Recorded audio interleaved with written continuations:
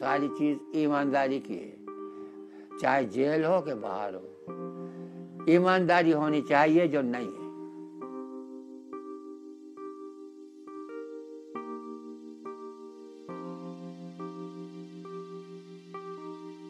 मेरी बहनें थीं और बहनों की शादी होना थी। मैं बड़ा होने की हैसियत से उनका जिम्मेदार था।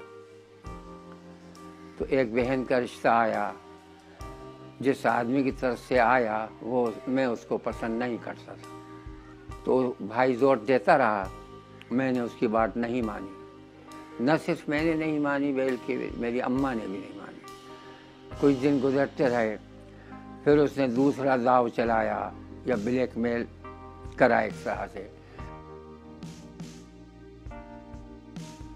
और उसने नहाने के बाद में मेरे को गिरफ्त में लेना चाहा। अब मैं वैसी परेशान था कि ये बदमाश आदमी है, 4-5 आदमी इसके साथ हैं लड़ने वाले, मैं अकेला हूँ। अगर मैंने सुस्ती दिखाई, बज़ाहिर तो मेरे हल्के ही हाथ मारा, लेकिन अल्लाह की शान कुदरत के वो गुर्दे तक पहुँच गया और वो गिर के मर गया। जब गिर के मर गया तो अब मुझे अफसोस हुआ कि ये क्या हुआ। मैंने तो ऐसा सोचा भी नहीं था, लेकिन अब हो गया है तो अब क्या करूं। तो ये ख्याल आया कि भाई अब तो ये काम बदला देकर ही करना पड़ेगा तुम्हें। तो फिर मैं तैयार हो गया थाने जाने के लिए। इसके लिए 3 साल तक मेरा मुकदमा चलता रहा और वकील वगैरह कहते रहे कि तुम्हारा जो बयान है वो आड़े आ रहा है, उससे पलट दो। मतलब क्या पलटूं, जो हो चुका सो हो चुका। चुनाचे उस पर कायम रहा। 3 साल बाद फैसला हुआ तो अदालत ने मुझको उम्र कैद की सज़ा दी।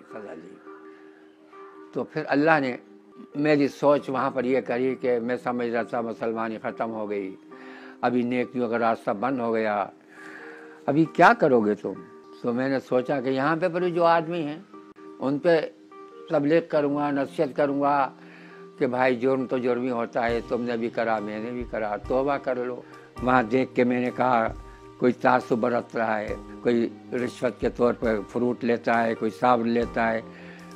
मैंने कहा ये कोई चीज़ नहीं लूँ। जुल्म ज़्यादती ये होती थी कि मसलन एक आदमी था जिसका हाथ कटा हुआ था, नसें कटी हुई थी, उससे ठेका वो पूरा लेते थे, वो कर नहीं पाता था तो उसे मारते थे शाम को। उस डिवीज़न का जो सिपाही था उसने बाद में मुझे बहुत लसाड़ा कि तूने ऐसी शिकायत क्यों करी।